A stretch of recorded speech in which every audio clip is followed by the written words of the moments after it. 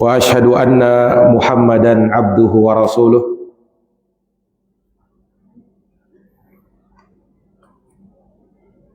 Sallallahu alaihi wa ala alihi wa sahbihi wa man tabi'ahum bi ihsanin ila yaumiddin wa sallama tasliman katsira.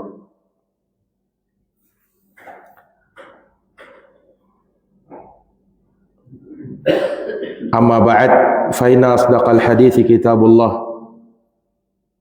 wa khairal huda huda Muhammadin sallallahu alaihi wa ala alihi wa sahbihi wa sallam. Wa syarrul umuri muhdatsatuha fa inna kulla muhdatsatin bid'ah wa kulla bid'atin dhalalah wa kulla dhalalatin finnar. Ma'asyiral ikhwa, a'azzani Allah wa iyyakum. Pada subuh hari ini kembali dengan taufik dari Allah Subhanahu wa taala kita dapat melanjutkan kajian rutin kita pada setiap Sabtu subuh, mengkaji tentang sirah, sejarah hidup para sahabat, khususnya Khulafaur Rasyidun dan juga 10 sahabat yang dijamin oleh Nabi sallallahu alaihi wasallam masuk ke dalam surga. Telah kita bicarakan tentang tarikh Khalifah Abi Bakar radhiyallahu an dan juga tarikh Khalifah Amirul Mukminin Umar bin Khattab radhiyallahu an. Maka pada kesempatan ini insyaallah taala kita akan berbicara tentang tarikh sahabat Nabi yang mulia yang bernama Utsman ibnu Affan radhiyallahu taala an, yang mendapatkan julukan dengan Dzunnurain, yang artinya pemilik dua cahaya. Ikhwani fiddin, a'azani Allah wa iyyakum. Utsman bin Affan radhiyallahu anhu adalah sahabat Nabi yang paling utama setelah Abu Bakar dan Umar, menurut pendapat mayoritas para ulama. Sebagian ada yang menyebutkan setelah Abu Bakar, Umar dan Ali.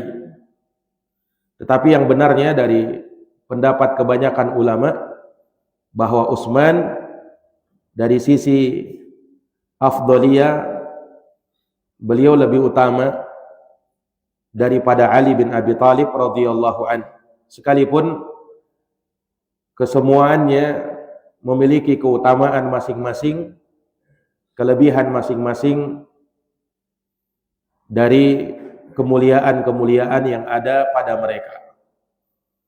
Maka Utsman bin Affan adalah sahabat yang termulia nomor 3 setelah Abu Bakar dan Umar.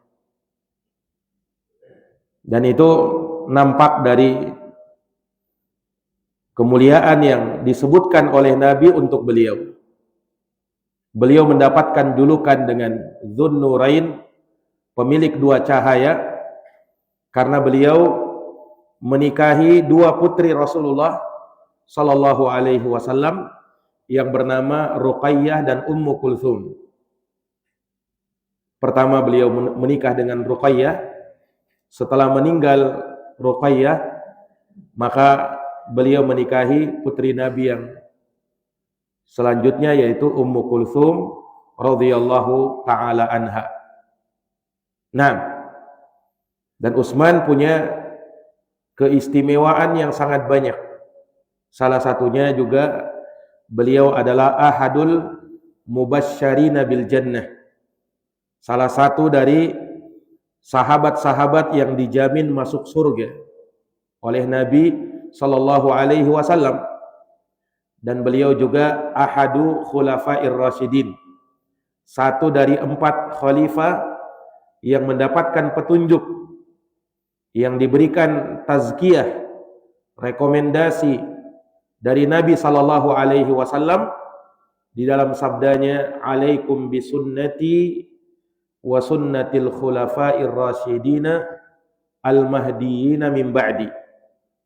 Wajib atas kalian berpegang teguh dengan sunnahku dan sunnahnya para khulafa ar-rasyidun, para khulafa ar-rasyidin, mereka yang menggantikan kedudukan Nabi setelah wafatnya beliau, mereka yang mendapatkan petunjuk dari Allah Subhanahu wa ta'ala. Addu 'alaiha bin nawajid. Kemudian kata Nabi, gigitlah sunnahku dan sunnah mereka itu dengan gigi geraham kalian. Artinya kita juga disyariatkan berpegang teguh dengan sunnahnya Abu Bakar, Umar, Utsman dan Ali bin Abi Thalib ridwanullah alaihim ajma'in. Nah, nasab beliau, garis keturunan Utsman bin Affan, beliau bernama Utsman Ibn Affan bin Abil As bin Umayyah bin Abdi Syams bin Abdi Manaf, sehingga nasab beliau berjumpa dengan Nabi pada Abdu Manaf. Ini kakeknya Rasulullah SAW yang kelima, Abdu Manaf. Nah, maka ayahanda beliau adalah Affan, sedangkan ibunda beliau bernama Arwa binti Quraisy. Arwa binti Quraisy bin Rabi'ah. Dan beliau memiliki hubungan kekeluargaan dengan Nabi pada jalur ibunya ini. Karena neneknya Utsman dari arah ibunya itu bernama Ummu Hakim Al-Baydha binti Abdul Muttalib. Yang mana Ummu Hakim ini adalah bibinya Rasulullah dan neneknya Utsman bin Affan dari jalur ibunya. Nah, sehingga punya hubungan kekeluargaan juga dengan Rasulullah sallallahu alaihi wasallam. Iya. Ikhwani fiddin, a'azani Allah wa iyyakum. Beliau Utsman bin Affan itu masuk Islam berkat dakwahnya Abu Bakar As-Siddiq. Jadi Utsman bin Affan masuk Islam karena didakwahi oleh Abu Bakar. Dan beliau dikenal sebagai sahabat yang kaya raya. Bahkan sebelum beliau masuk Islam dan setelah Islamnya, beliau dikenal sebagai orang yang kaya raya. Ini dari satu dari sekian sahabat yang kaya raya. Karena mayoritas para sahabat itu adalah minal fuqara wal masakin. Kebanyakan para sahabat itu dari fakir miskin. Nah, tapi Utsman beliau tergolong sahabat yang kaya, ya. Kenapa? Karena hartanya beliau dapatkan sebagai warisan dari bapaknya Affan. Affan, bapaknya Utsman, ini adalah tajirun ghani, seorang pedagang yang kaya raya, tajir. Nah, sehingga beliau mendapatkan warisan harta dari bapaknya. Iya. Beliau dilahirkan 5 tahun setelah Nabi dilahirkan. Nabi dilahirkan di tahun gajah. 5 tahun berikutnya beliau Utsman bin Affan itu lahir. Sehingga Utsman lebih muda dari Nabi SAW 5 tahun. Lebih muda dari Nabi SAW 5 tahun. Nah, sedangkan wafatnya beliau itu pada tahun 35 Hijriah. Pada tahun 35 Hijriah. Beliau juga satu sahabat yang diberikan umur yang panjang oleh Allah Subhanahu wa taala. Nah, disebutkan bahwa Utsman itu masuk Islam pada umur 35 tahun. Kalau Utsman masuk Islam umur 35 tahun, berarti Nabi umur berapa? Nabi umur 40 tahun. Kan tadi bedanya Nabi lahir dengan Utsman lahir. Setelah Nabi lahir 5 tahun berikutnya Utsman lahir. Nah, Utsman masuk Islam itu ketika umur 35 tahun. Berarti Nabi umurnya 40 tahun. Di saat Nabi 40 tahun itu di saat apa? Nabi baru menerima wahyu, ya kan? Menjadi nabi. Nah, sehingga dari sini kita tahu Utsman ini masuk Islam termasuk dari awwalinas sabiqin. Termasuk as-sabiqunal awwalun. Orang-orang yang pertama masuk Islam di awal-awal dakwah Nabi. Ya. Di awal-awal dakwah Nabi, di saat beliau baru berumur 40 tahun dan itu tepat di masa kenabian beliau, ya, Utsman masuk Islam. Utsman masuk Islam. Dan kita tahu keutamaan sahabat yang awal-awal masuk Islam. Allah puji di dalam Quran, as-sabiqunal awwalun minal muhajirin wal ansar walladzina tabauhum bi ihsan radhiyallahu anhum wa radu an wa a'adda lahum jannatin tajri tahtaha al-anhar khalidina fiha wa dalikal fawzul azim. Orang-orang terdahulu lagi pertama masuk Islam dari kalangan muhajirin dan ansar, sahabat Rasulullah sallallahu alaihi wasallam. Dan orang-orang yang mengikuti mereka dengan baik, Allah ridha kepada mereka dan mereka pun ridha kepada Allah. Allah siapkan untuk mereka surga-surga yang mengalir dari bawahnya sungai-sungai. Kekal mereka di dalamnya selama-lamanya dan itu adalah keberuntungan yang paling besar. Itu adalah keberuntungan yang paling besar. Nah, ini Utsman bin Affan radhiyallahu an. Kunyah beliau, kunyah itu adalah nama sapaan orang-orang Arab dalam rangka memuliakan seseorang. Itu mereka memanggil tidak langsung dengan namanya, tetapi mereka panggil dengan nama sapaannya. Iya. Kunyah itu nama yang dimulai dengan Abu kalau laki-laki dan Ummu kalau perempuan. Dan Nabi menganjurkan untuk berkunyah. Kata Nabi, takannau, berkunyahlah kalian. Wala tatakannau bikunyati. Tapi jangan kalian berkunyah dengan kunyahku. Nabi kunyahnya Abul Qasim. Nah, maka tidak boleh berkunyah dengan Abul Qasim bagi yang namanya Muhammad. Ya. Karena disebutkan oleh para ulama, dahulu ada yang bernama dengan nama seperti itu sehingga orang pun akhirnya menyangka bahwa yang dikira adalah Nabi Muhammad padahal bukan. Maka Nabi menyebutkan sabdanya itu. Hanya yang menjadi syahid di situ bagaimana Rasulullah Shallallahu Alaihi Wasallam menganjurkan kepada umatnya untuk berkunyah. Takannau, berkunyahlah kalian. Nah, cari nama kunyah. Sahabat-sahabat Nabi semuanya berkunyah. Semuanya berkunyah. Nah, termasuk Utsman bin Affan. Ya. Termasuk Utsman bin Affan, kunyah beliau adalah Abu Abdillah. Jadi kalau dari 4 khulafa ar-rasyidun, ya, masing-masing dengan kunyahnya Abu Bakar. Abu Bakar itu kunyah. Nama beliau Abdullah bin Utsman. Kemudian Umar, kunyahnya Umar siapa? Abu Hafsin, Abu Hafs.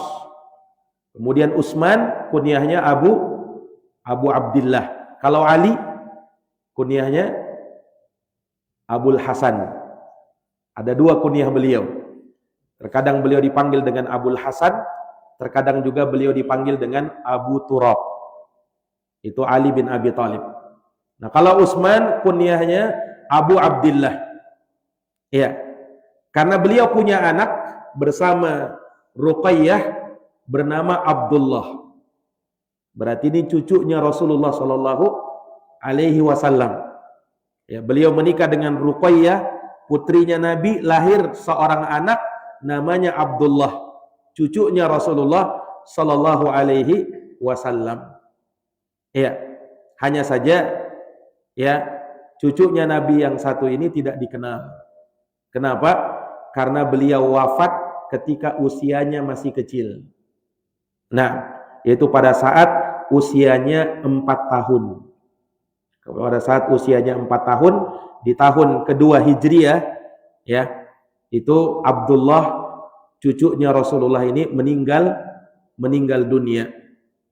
Nah, ya, atau disebutkan bahwa beliau wafat ya pada tahun 4 Hijriah di usia 6 tahun. Di usia 6 tahun wafat cucunya Nabi ini yang bernama Abdullah. Nah, ini ikhwani fiddin a'azani Allahu wa iyyakum. Kemudian disebutkan bahwasanya tidak lama setelah putranya Utsman ini meninggal, kemudian disusul oleh ibunya. Ibunya juga meninggal dunia, yaitu putri Nabi yang bernama Ruqayyah radhiyallahu taala anha. Meninggal. Tentunya Utsman bersedih dengan hal tersebut. Naam. Bersedih dengan hal tersebut. Disebutkan bahwasanya ketika Ruqayyah meninggal radhiyallahu anha, maka Rasulullah menikahkan Utsman dengan putrinya yang lain yang bernama Ummu Kulsum. Yang bernama Ummu Kulsum binti Rasulullah sallallahu alaihi wasallam. Iya. Tetapi Ummu Kulsum juga meninggal dunia tidak lama setelah beliau menikahinya. Makanya kata para ulama, Rasul itu punya 4 orang putri. Semuanya meninggal sebelum Nabi meninggal, kecuali Fatimah. Putrinya Nabi Zainab, itu yang paling tua. Kemudian Ruqayyah, nomor 3 Ummu Kulsum, yang paling mudanya Fatimah. Nah, ketiga putrinya Nabi ini meninggal di masa hidupnya Nabi. Zainab, Ruqayyah, dan Ummu Kulsum.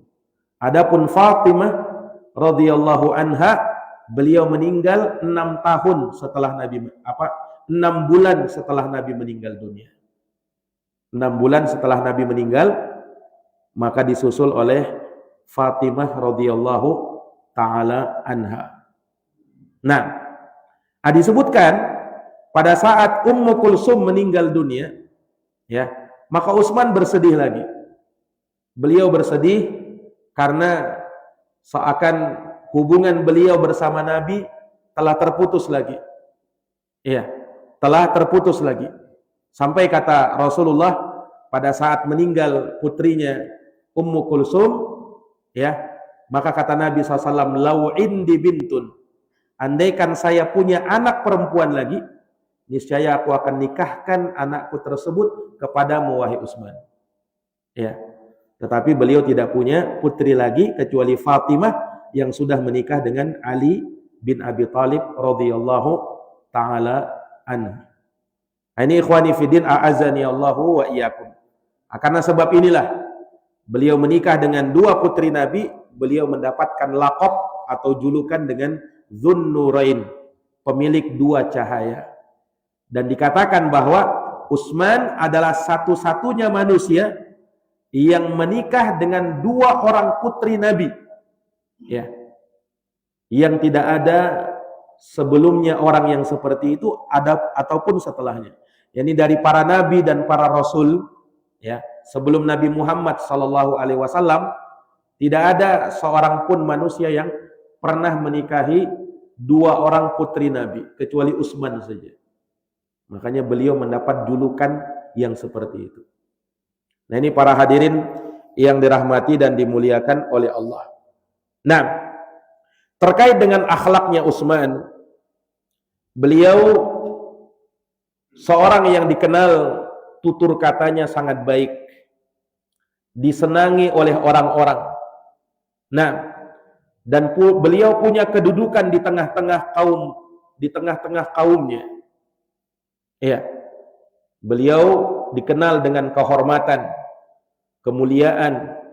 Nah, selain beliau juga hidup sebagai orang yang kaya raya. Ya, karena bapaknya adalah orang yang dikenal sebagai tajir yang kaya.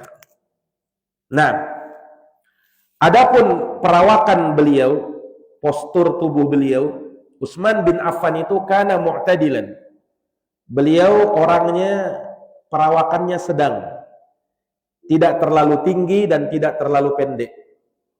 Nah, orangnya sangat tampan. Jenggotnya lebat. Warna kulitnya coklat. Asmarul laun. Warna kulit beliau coklat. Katsirus sya'ar. Beliau juga punya rambut yang lebat. Ya, bukan rambut yang tipis, tapi rambutnya lebat. Nah, dan beliau di masa hidupnya, bahkan sebelum Islamnya, beliau sangat menjaga dirinya dari kebiasaan-kebiasaan buruk jahiliyah. Beliau tidak pernah minum khamar dan beliau tidak pernah berzina. Di saat orang-orang musyrikin jahiliyah, mereka gemar berzina, mereka minum khamar, Utsman sekalipun belum Islam ketika itu, beliau tidak tertarik dengan hal tersebut. Beliau tidak berzina dan beliau tidak minum khamr. Ini sebelum beliau masuk Islam. Nah, ini ikhwani fiddin a'azzani Allahu wa iyyakum. Dan Nabi pernah memuji rambutnya Utsman. Disebutkan dalam riwayat pada saat Nabi berkunjung ke rumahnya Utsman dan di situ ada putrinya Ruqayyah, ya. Maka Ruqayyah sedang menyisir rambutnya Utsman. Kemudian Nabi sallallahu alaihi wasallam memberitahukan kepada putrinya, ya binti ihdari, ya, hina taksilina sya'r Abi Abdullah fa innahu asbahu khalqin bi khalqi. Wahai putriku, berhati-hatilah dalam mencuci rambutnya Abu Abdullah, maksudnya Utsman bin Affan. Ya, karena itu mirip denganku, kata Nabi. Nah, ini Utsman bin Affan radhiyallahu taala anhu.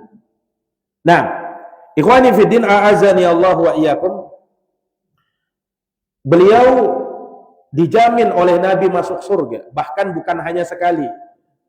Dalam beberapa kesempatan Nabi sebutkan itu. Ya, tentang hadis Nabi yang menyebut 10 orang masuk surga. Nah, itu dikenal dengan asyarah mubasyaruna bil jannah. Bukan artinya hanya 10 sahabat ini saja yang dijamin masuk surga. Banyak sahabat Nabi itu yang dijamin masuk surga, banyak. Nah, seperti disebutkan oleh Nabi sallallahu alaihi wasallam tentang Uqasyah bin Mihsan, bahkan masuk surganya tanpa hisab, tanpa azab. Demikian pula kedua cucunya Nabi, Hasan dan Husain, dikatakan sebagai pemimpin para pemuda ahli jannah. Kemudian kepada Bilal bin Rabah, yang kata Nabi suara sendalnya sudah terdengar di surga. Dan banyak lagi sahabat-sahabat Nabi yang dijamin masuk surga. Tapi dikhususkan 10 orang. Kenapa? Karena Nabi langsung menyebutkannya dalam satu hadis. Hadisnya bunyinya begini. Kata Nabi SAW, Abu Bakrin fil jannah, Umar fil jannah, Utsman fil jannah, Ali fil jannah, Talha fil jannah, Az-Zubair bin Awwam fil jannah, Abdurrahman bin Auf fil jannah, Sa'ad bin Abi Waqqas fil jannah, Sa'id bin Zaid fil jannah, Abu Ubaidah ibnul Jarrah fil jannah. 10 orang sahabat disebutkan dalam satu hadis. Nah, makanya dikenallah 10 orang ini asyarah mubasysyaruna bil jannah. 10 sahabat yang dijamin masuk surga. Ini satu hadis. Ada hadis lain yang Nabi menyebut Utsman dalam surga. Ya, seperti hadis ketika Nabi SAW masuk ke dalam sebuah kebun dan di situ ada Abu Musa yang menemani Nabi, Abu Musa al-Asy'ari. Ketika Nabi di kebun tersebut, Nabi merendam kakinya, ya, merendam kakinya di satu danau yang ada di kebun tersebut. Tiba-tiba ada seorang laki-laki yang minta izin untuk masuk menemui Nabi. Maka Rasulullah bersabda, "I'dzan lahu wa basyirhu bil jannah." Izinkan dia masuk dan kabarkan dia bahwa dia masuk surga. Maka diizinkanlah orang itu, ternyata dia Abu Bakar As-Siddiq. Tidak beberapa lama, ya, ketika Nabi bersama Abu Bakar, datang lagi seorang laki-laki minta izin mau masuk.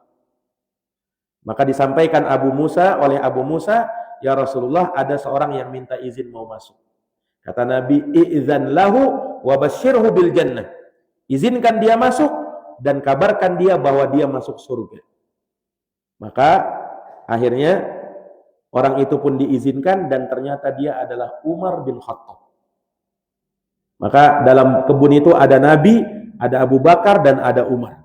Tidak beberapa lama ada lagi seorang minta izin masuk. Abu Musa sampaikan kepada Nabi, kata Nabi, "I'dzan lahu wa basyirhu bil jannah ala balwan tusibu."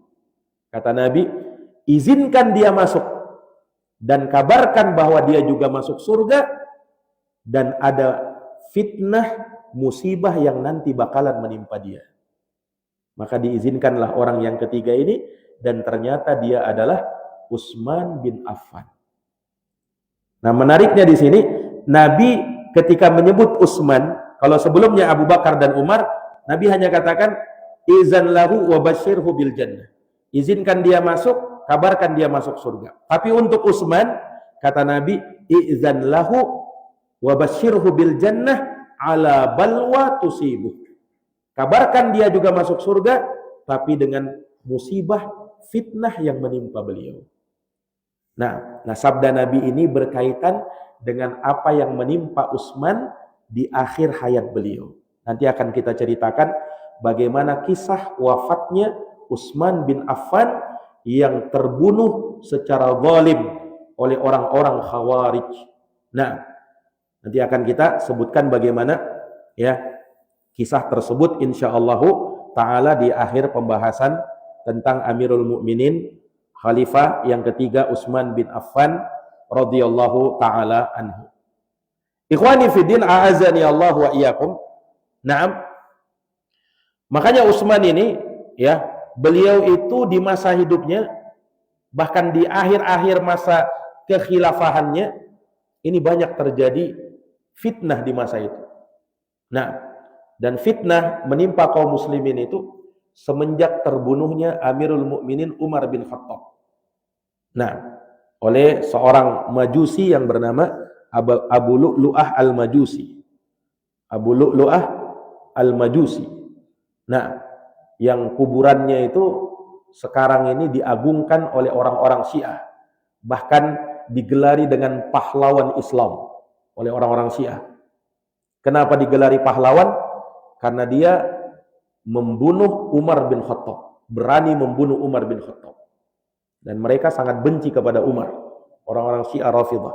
Makanya kuburannya sampai sekarang itu disembah dan diagungkan oleh orang-orang Syiah, dibuat perayaan di situ. Nah, ini Abu Lu'lu'ah al-Majusi. Nah, semenjak Umar terbunuh, maka terbukalah pintu fitnah itu.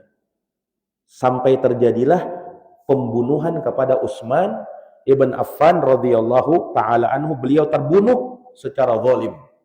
Nah, fitnah banyak menimpa beliau, termasuk ya, beliau itu dituduh oleh orang-orang sebagai seorang yang penguasa yang nepotisme. Apa itu nepotisme? Yang dia berkuasa tetapi dia mengangkat keluarganya menjadi pejabat. Nah, ya padahal betul Utsman bin Affan itu beliau mengangkat ya beberapa orang keluarganya sebagai pejabat, tetapi bukan tanpa alasan. Madinah. Ini hijrah kaum muslimin menuju kota Madinah. Nah, dan ketika itu para sahabat memuliakan orang-orang yang berhijrah 2 kali ini. Termasuk diantaranya adalah Utsman. Nah, dan beliau radhiyallahu taala anhu sangat berjasa dalam jihad dan peperangan yang pernah terjadi di masa Nabi. Nah, beliau sangat berjasa dalam jihad-jihad yang terjadi di masa Nabi. Hampir semua jihad beliau ikut serta di dalamnya, kecuali jihad dalam perang Badar. Di perang Badar Utsman tidak ikut. Ya, kenapa? Karena ada uzur ketika itu. Beliau sebenarnya sangat ingin ikut. Tetapi di saat itulah ya, istri beliau yang bernama Ruqayyah sakit keras. Nah, jadi sakit kerasnya Ruqayyah ini pada saat terjadinya perang Badar. Terjadinya perang Badar. Nah, ketika selesai perang Badar, kemenangan diraih oleh Nabi dan para sahabat, maka Nabi utus Zaid bin Harithah untuk mengabarkan kepada Utsman akan kemenangan ini. Maka datanglah Zaid ke Madinah, dan di saat Zaid datang ke Madinah, ya, Utsman bin Affan sedang menguburkan putrinya Rasulullah, istrinya sendiri yang bernama Ruqayyah. Jadi tepat di saat kemenangan perang Badar, putrinya Rasulullah wafat. Iya, putrinya Rasulullah ini meninggal dunia. Nah, ini ikhwani fiddin a'azani Allahu wa iyyakum. Makanya Rasulullah Shallallahu alaihi wasallam meskipun Utsman tidak hadir di perang Badar, tapi beliau terhitung sebagai orang yang hadir di perang Badar. Makanya kata Nabi sallallahu alaihi wasallam kepada Utsman, laka ajru rajulin syahida badran wa sahmahu. Engkau wahai Utsman mendapat pahala seperti orang yang menghadiri perang Badar, dan kau juga mendapatkan ghanimah darinya, mendapatkan harta rampasan darinya. Ya, karena sebenarnya Utsman pengen ikut, cuman beliau terhalang oleh karena istrinya waktu itu sedang sakit. Ini ikhwani fiddin a'azani Allah, dan Nabi perintahkan kepada Utsman supaya menjaga istrinya. Nah, sehingga karena sebab itulah Utsman tidak ikut perang Badar. Cuman dari sisi pahala beliau tetap dapatkan karena niatnya. Karena apa? Niatnya. Oleh karenanya Imam Bukhari rahimahullahu taala ketika menyebut asma al-badriyin, nama-nama orang yang ikut serta dalam perang Badar, yang jumlahnya sekitar 300 sekian belas orang. Nah, Imam Al-Bukhari mencatat Utsman bin Affan juga termasuk yang disertakan hadir di perang Badar. Padahal beliau tidak ikut. Nah, hanya karena uzur tadi, beliau ya, apalagi dengan sabda Nabi tadi, beliau tetap digelari dengan Al-Badri. Al-Badri itu julukan para sahabat yang pernah ikut perang Badar. Disebut dengan Al-Badri karena keistimewaannya. Sahabat itu tidaklah melihat ya ada perang yang paling ya berjasa, yang paling istimewa melebihi perang Badar. Nah, karena apa? Sangat jelas bagaimana pengorbanan kaum muslimin ketika itu, dan juga kemenangan yang diraih oleh umat Islam pada perang Badar. Ini ikhwani fiddin a'azani Allah. Dan kita tahu bagaimana keistimewaan orang yang ikut di perang Badar, mendapatkan jaminan diampuni dosa-dosanya.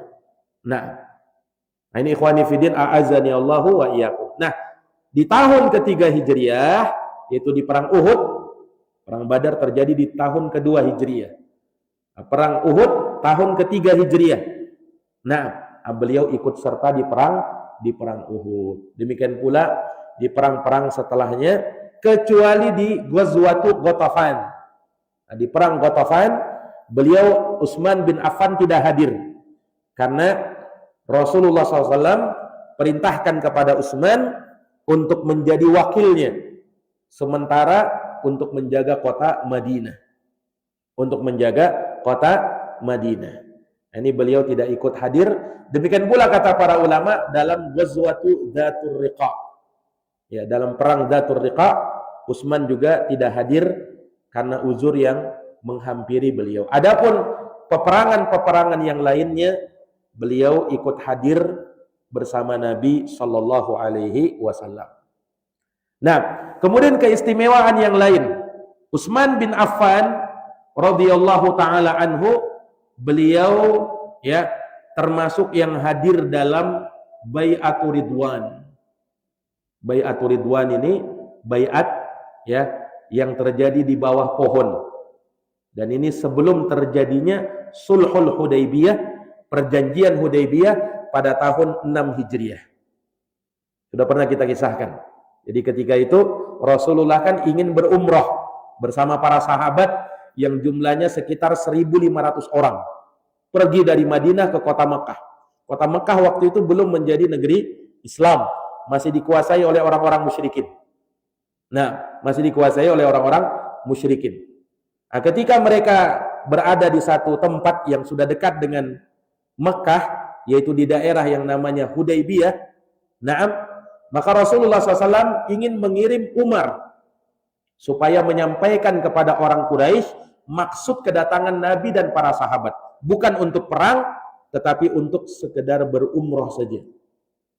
Nah, ketika itu Umar minta uzur kepada Nabi, ya Rasulullah, aku sangat dimusuhi oleh orang-orang kafir Quraisy dan juga termasuk keluargaku Bani Adi. Nah, aku khawatir ya Rasul, ya hajat ini tidak akan bisa tersampaikan kepada mereka. Akhirnya Rasulullah menerima uzur Umar dan beliau pun mengirim Utsman untuk menyampaikan kepada penduduk Mekah tentang hajat ini. Maka datang Utsman seorang diri. Ya, beliau memakai baju ihram ketika itu, datang ke markasnya orang-orang kafir Quraisy di Mekah. Ketika Utsman datang, ya, Utsman beliau langsung mendakwahi mereka supaya masuk Islam. Nah, beliau tidak takut dengan mereka. Beliau dakwahi, ya.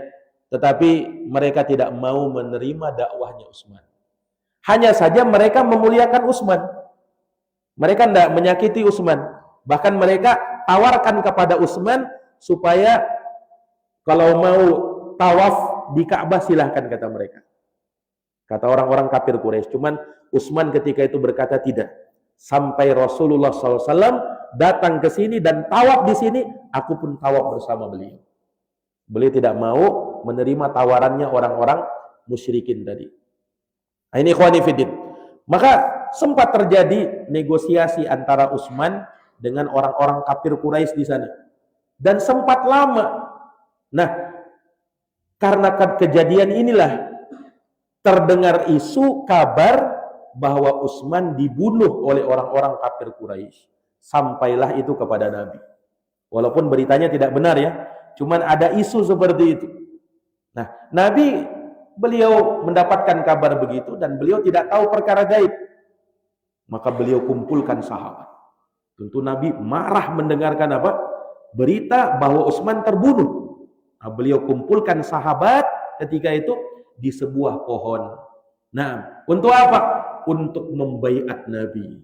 Baiat ini ya sebagai bentuk kesetiaan sampai mati, sampai titik darah penghabisan. Ya, ketika itu sudah mau perang pada waktu itu karena terdengar isu bahwa sahabat terbaik ini Utsman bin Affan terbunuh. Maka akhirnya pada waktu itu 1.500 orang sahabat berbaiat kepada Nabi dan mereka menjulurkan tangannya kepada Nabi. Baiat sumpah setia sampai titik darah penghabisan. Semuanya membaiat Nabi, 1.500 orang. Dan kata Nabi, pada saat mereka membaiat, Nabi pun menjulurkan tangannya. Kata Nabi, ini tangannya Utsman, kata Nabi. Artinya apa? Walaupun Utsman tidak hadir di situ, tetapi Nabi mewakilkan dirinya sebagai Utsman. Ini tangannya Utsman, kata Nabi. Makanya kata para ulama, Utsman pun ikut dalam Bai'atur Ridwan. Dan beliau yang menjadi sebab terjadinya Bai'atur Ridwan itu. Dan tahu, Bai'atur Ridwan ini juga punya keistimewaan. Sampai sahabat itu membandingkan antara orang yang hadir di perang Badar dengan orang yang hadir dalam Bai'atur Ridwan. Kenapa? Nabi menyebut bahwa semua yang hadir di Bai'atur Ridwan masuk surga kecuali satu orang. Yang satu orang itu adalah orang munafik. Nah, bayangkan 1.500 orang dijamin masuk surga. Itu dalam Bai'atur Ridwan. Nah, termasuk yang hadir di situ siapa? Walaupun jiwanya tidak hadir ya, tetapi Nabi yang langsung mewakilkannya. Nabi yang langsung mewakilkannya yaitu Utsman ibnu Affan radhiyallahu taala anhu. Nah, walaupun setelahnya ya nampak kepada Nabi bahwa ternyata beritanya tidak benar. Utsman tetap hidup ya. Hanya saja beliau sempat tertahan lama karena tadi bernegosiasi dengan orang-orang musyrikin.